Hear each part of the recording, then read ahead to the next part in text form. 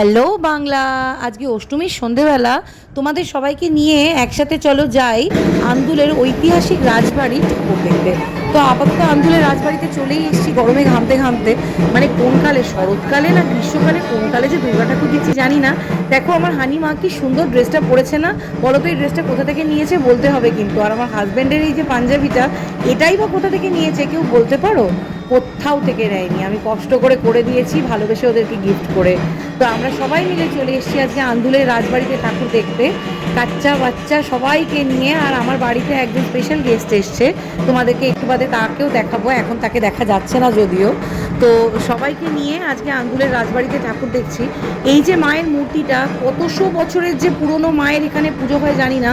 মায়ের শরীরে যে অলংকারগুলো পরানো আছে শুনেছি সেগুলো নাকি সবটাই আসল হীরের গয়না।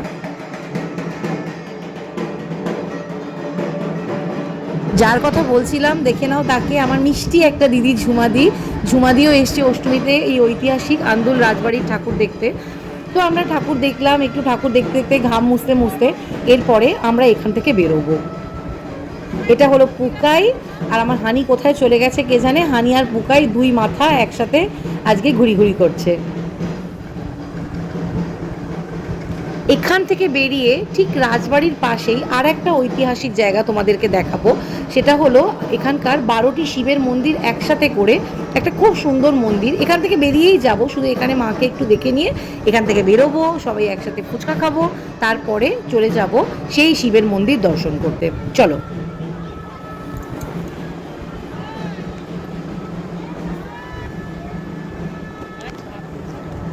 পুজোয় একদিনও ভালো করে ঘুরিনি, ভিডিও করা হয়নি, আজকে একটু মাম্মা একবার ঘোর। একটা সময়ের পর এত ভিড়ভাট্টা সত্যি ভালো লাগে না। চলে এসেছি শান্ত নিরিবিলি শিব ঠাকুরের মন্দিরে। এখানে একটা কামান আছে, সেই ব্রিটিশ যুগের কামান। শুনেছি আজ থেকে অলমোস্ট 40 বছর আগে এই কামানটা দুর্গাপুজোর সময় ফাটানো হতো এবং বহু দূর পর্যন্ত, ইভিন এখানে ফাটানো হতো এবং কলকাতাতে পর্যন্ত এটার আওয়াজ শোনা যেত। এই যে জানলাগুলো দেখা যাচ্ছে, দরজাগুলো, এগুলোই হলো শিব ঠাকুরের মন্দির।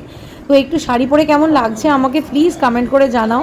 এই আমার হানির ড্রেসটা না আমার হাতের তৈরি করে দেওয়া, এটাও কেমন হয়েছে অন্তত এইটুকুনি কমেন্ট করে জানিও। ভালো লাগলে একটা লাইকও দিয়ে দিও। তো এই শিব ঠাকুরের মন্দিরগুলো দর্শন করলাম।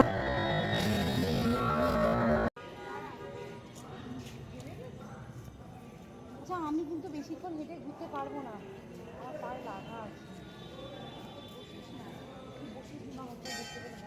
এই হলো সেই ব্রিটিশ আমলের কামান, বেশ সুন্দর, বাহ ভালো লাগলো। একটু সেলফি টেলফি তুলে নিলাম বরের সাথে, ঝুমাদি, পুকাই, হানি, সব কাচ্চা বাচ্চা আমরা সবাই মিলে একটু সেলফি টেলফি তুলে নিলাম। নন্দী মহারাজের এই মূর্তিটা খুব সুন্দর ছিল, এটার সাথেও ছবি তুললাম। তোমাদের কেমন লাগলো আন্দুলের এই রাজবাড়ি সেটা একটু জানিও। ভালো করে তো দেখাতেই পারলাম না, কোনো একদিন আন্দুলের রাজবাড়িটা আরও ভালো করে কভার করব। ততক্ষণ অবধি উইশ করি সবাই ভালো থেকো, সুস্থ থেকো, মা যেন সবাইকে ভালো রাখুক। Thanks for watching.